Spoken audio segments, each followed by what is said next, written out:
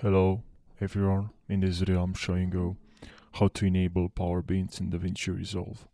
So this is it's a bit frustrating because when you open here you click activate media pool but you don't see here any power beans. But I'm going to show you how you can fix this.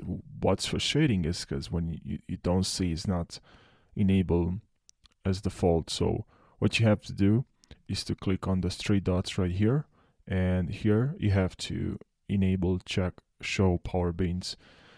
That's what you have to do, but it took me some time to figure out. So yeah, you can also show smart beans, and yeah, this can save you some time. Using power beans are very useful, and I started to use them a lot recently. So yeah, make sure you click on here and enable power beans if you want to use them.